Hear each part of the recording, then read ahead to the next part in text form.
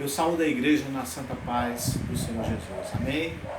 Eu quero que você ore comigo nesta noite, porque eu tenho certeza que essa noite Deus tem uma palavra no teu coração. Vamos orar? Oremos. Querido Deus, soberano e eterno Pai, Senhor da glória, em cuja presença nós nos encontramos. Pai querido, eu te peço, Senhor, tua bênção sobre o teu povo, sobre a tua igreja que vai ouvir tua palavra esta noite. Ó Deus, que o Senhor fale, Senhor, profundamente ao coração de cada um, meu Pai. E que cada um venha meditar na tua palavra, nas palavras que serão pregadas hoje, meu Senhor da glória. E que o Senhor abençoe e que a tua palavra, Senhor, produza o resultado pelo qual ela está sendo manifestada e enviada. Pois é o que nós te pedimos, Pai, em nome de Jesus. Amém? Amém. Graças a Deus.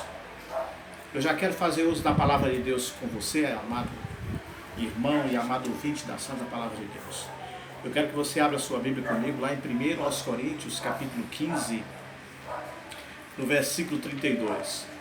Nós vamos ler a parte final do versículo 32, tá certo? Que diz assim desta maneira: comamos e bebamos, que amanhã morreremos. Eu quero meditar com você nessa noite, essa parte final do versículo 32. Evidentemente a parte A começa Paulo falando acerca do combate que ele combateu em Éfeso, e não foi fácil para o apóstolo Paulo fazer a obra do Senhor, a obra de Deus ali em Éfeso.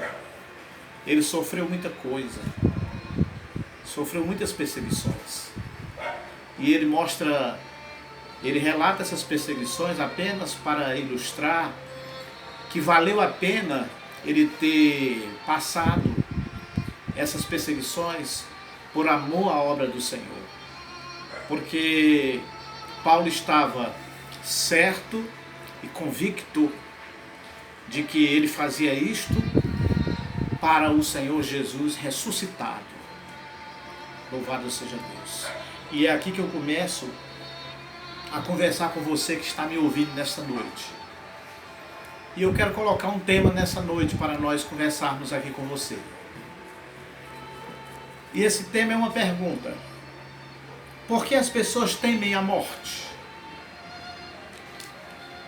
Paulo, naquela época, ele estava defendendo a ressurreição de Cristo, porque alguns diziam que Cristo não tinha ressuscitado.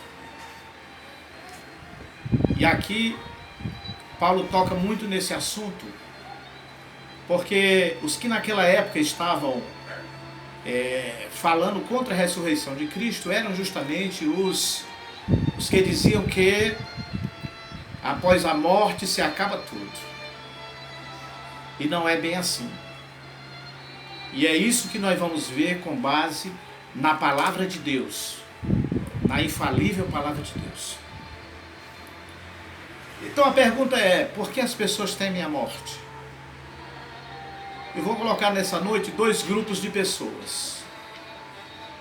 Pode ser que tenha infindáveis grupos de pessoas com suas razões distintas, mas eu quero abordar dois grandes grupos de pessoas que vão resumir os tipos e grupos de pessoas que temem a morte. O primeiro grupo, e vamos dizer assim, o primeiro motivo que representa essas pessoas que temem a morte. Só tem um tipo de pessoa que não teme a morte. Aliás, dois. Os psicopatas, eles não temem a morte. É até uma ironia dizer isto. E os crentes lavados e remidos no sangue de Jesus, estes também não temem a morte, porque sabem que receberão a vida eterna. Mas vamos deixar isso aqui para o final. Mas nós vamos falar nessa noite sobre as pessoas que temem. E o primeiro grupo de pessoas são aquelas pessoas que temem a morte porque temem perder os privilégios desta vida.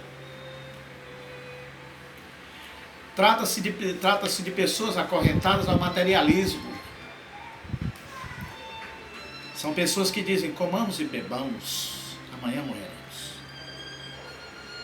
São pessoas que são conduzidas com avidez ao máximo de consumo. Aproveitam ao máximo dessa vida, porque dizem eles, essa vida é curta, não está aproveitar ao máximo. Desta forma, satisfazem suas necessidades sem preocupação alguma. Sem preocupações com consequências ou prejuízos. O amor dessas pessoas com o próximo se resume ao medo, ao temor da força policial. Obedecem às leis para não terem nenhum chamado, nenhuma conta a prestar com a lei, com a justiça, com a polícia. O amor ao próximo é uma coisa bem resumida. Resume-se nesses parâmetros aí. Então, essa postura desse tipo de indivíduo os conduz a uma vida desprovida de Deus. Essa postura conduz, não conhece a esperança, nem a consolação, nem nenhum tipo de responsabilidade diante de Deus, por causa dos seus atos de injustiça dessas pessoas. Por isso que a Bíblia fala acerca de um homem, lá no capítulo 12, a partir do versículo 16, queria que você visse comigo. Lucas capítulo 12, versículo 16, fala de um homem que tinha muitas propriedades. Certo homem tinha uma herdade muito grande. E nessa herdade esse homem tinha produzido muitos mantimentos. E tinha armazenado esses mantimentos em grandes depósitos. E tinha tido uma colheita tão boa que ele não sabia nem aonde colocar esses mantimentos. E ele disse, o que é que eu vou fazer com tantos meus mantimentos que ainda faltam ainda ser colhidos? E ele pensou cá com ele, vou fazer o seguinte, vou derrubar os meus depósitos que estão pequenos e vou fazer os meus depósitos maiores ainda. É o que acontece hoje na vida de muitas pessoas. Se alguém diz, eu vou repartir com o meu próximo, não, eu vou construir depósitos maiores e vou armazenar ainda mais. Então o que aconteceu? Aquele homem fez exatamente isto. Construiu depósitos ainda maiores. E depois de fazer isso, contemplou e disse, alma, o que tu tens serve para muitos anos, descansa, come, bebe e folga. Em nenhum momento aquele homem pensou novamente, ou pensou sequer no próximo, uma vez que fosse. E aí Deus chama essa pessoa de louca, porque Deus diz assim, lá no versículo de número 21, no versículo de número 20, mas Deus lhe disse, louco, essa noite te pedirão a tua alma, e o que tu tens para quem será? Olha só como é que é a visão de Deus, como é que é a visão do homem em contraposição à visão de Deus. As pessoas que vivem nesse materialismo estão acorrentadas miseravelmente a esta vida e não tem nenhuma outra perspectiva. Por isso que muitos caem em depressões, muitos não têm sentido para viver, muitos não têm uma missão para fazer nessa terra, além da missão material, o que é terrível. E essas pessoas, um dia, elas temem a morte porque temem perder tudo que construíram nas suas vidas. Há um segundo tipo de pessoa que eu quero conversar com você nessa noite. Uma outra parte das pessoas tem um tipo de medo. Podem até também ser uma parte dessas pessoas materialistas que acumula esses dois medos, o de perder os privilégios e o segundo motivo que faz as pessoas, alguns tipos de pessoas temerem a morte, que é o temor de que algo esquisito, de que algo terrível, e esse temor ele vem lá de dentro da alma, uma alma que muitos nem suspeitam que tem.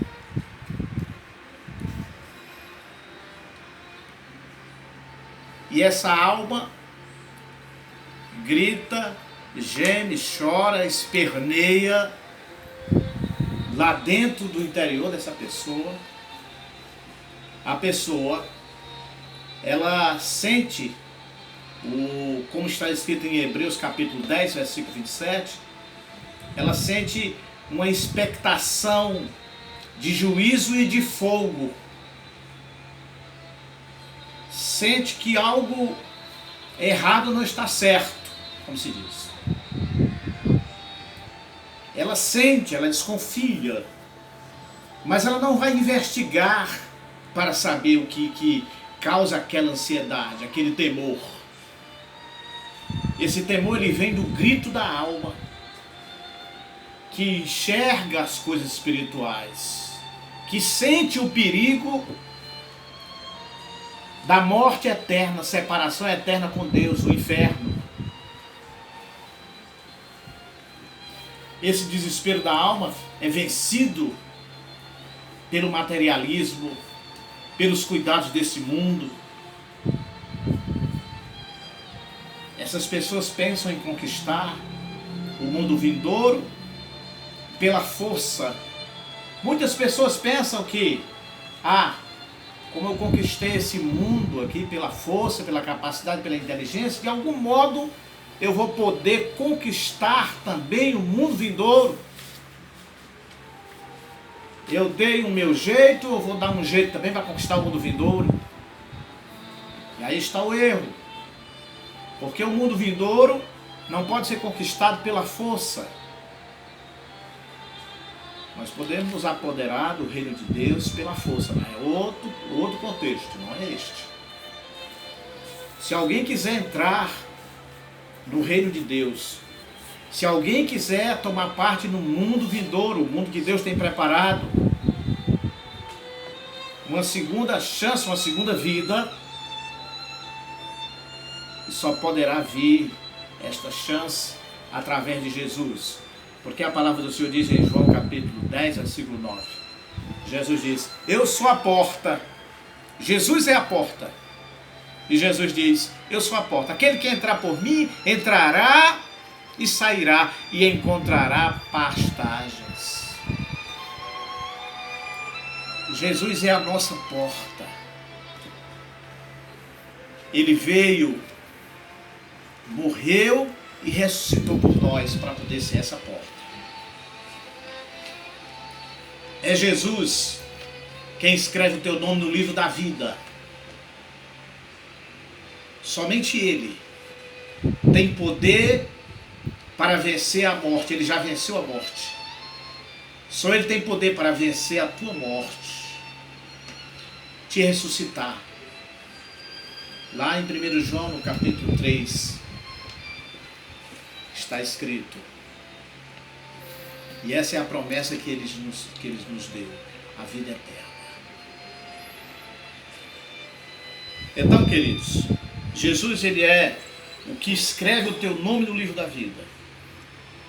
Quando verdadeiramente tu receberes como teu único, suficiente e eterno Salvador e Senhor. Muitos querem Jesus como Salvador, mas o rejeitam como Senhor. Ele tem que ser Senhor, dono da tua vida, dono de tudo. Dono dos teus atos. Dono do teu destino. Dono de tudo. Dono da tua casa. Dono do teu deitar, do teu levantar.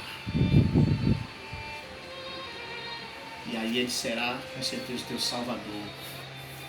Ou seja, o teu Redentor. O que te justifica dos teus pecados. O que escreve o teu nome no livro da vida. O que te dá a salvação eterna. Paz eterna com Deus, Pai. Eu quero que você olhe comigo nessa noite. Eu quero que você entregue tua vida para Jesus essa noite. Eu quero que você se reconcilie com Jesus essa noite. Eu quero que você seja vitorioso na tua vida. Eu quero que você tenha uma razão para viver que te deixe alegre todos os dias da tua vida. Então ore comigo nessa noite, você que está reconciliando o Senhor, entregando tua vida para Jesus. Querido Deus, maravilhoso e eterno Pai, eu te entrego, Senhor, a vida desse homem, dessa mulher, desse jovem, dessa jovem, Senhor, dessa criança, em tuas mãos. Perdoa-os todos os seus pecados, Senhor.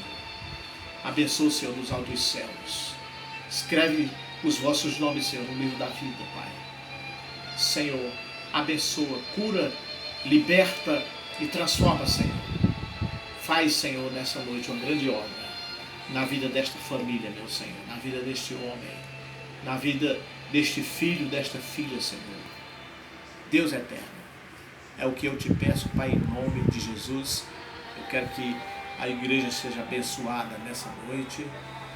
Aqui vai o abraço do pastor Franzé, e que no próximo encontro Deus libere uma outra palavra para a tua vida. Amém? Eu quero que você receba a bênção apostólica nessa noite. Que o grande amor de Deus, nosso Pai, e a graça e a paz de nosso Senhor e Salvador Jesus Cristo, a comunhão, as consolações e o poder do Espírito Santo repouse sobre tua vida, desde agora e para todo sempre. Amém. E graças a Deus.